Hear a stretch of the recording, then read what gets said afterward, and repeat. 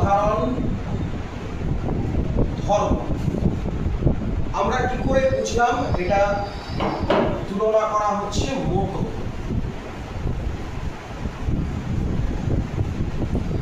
তুলনাবাচক পদ। তাহলে যদি এটাকে একটু আমরা সাম আপ করি,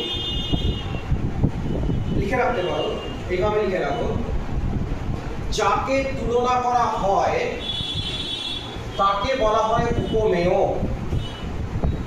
যাকে তুলনা করা হয় তাকে বলা হয় উপমেয়। তাহলে এখানে জবা ফুলকে তুলনা করা হচ্ছে, জবা ফুল হচ্ছে উপমেয়। উপমেয়কে যার সঙ্গে তুলনা করা হয় তাকে বলা হয় উপমান।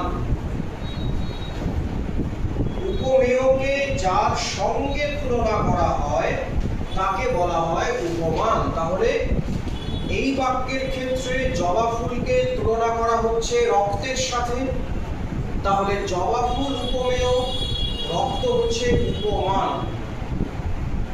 হয়েছে? এইবার জবা ফুলকে রক্তের সাথে তুলনা করা হচ্ছে কেন? তার মানে দুটোর মধ্যে কমন কিছু একটা আছে, যেটা যে বৈশিষ্ট্য উপমেয় উপমান দুয়ের মধ্যেই থাকবে তাকে বলা হয় সাধারণ ধর্ম। তাহলে উপমেয় এবং উপমানের মধ্যে যে বৈশিষ্ট্য থাকে তাকে বলা হয় সাধারণ ধর্ম। বা ঠিক আছে, যেটা নিচ্ছ সেটাও ঠিক আছে, যে বৈশিষ্ট্য উপমেয় এবং উপমান উভয়ের মধ্যেই থাকে সেটি হলো সাধারণ ধর্ম। হয়েছে?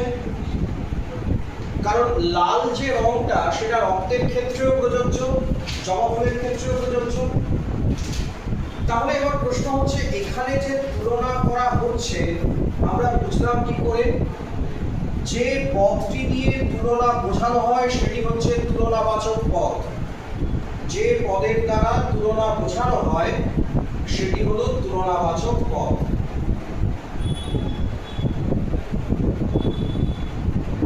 হলো?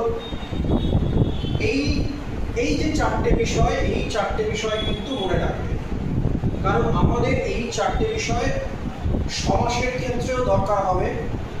আমরা যখন কর্মধারয় সমাস করব সেখানে আবার এই চারটে প্রসঙ্গ কিন্তু আসবে।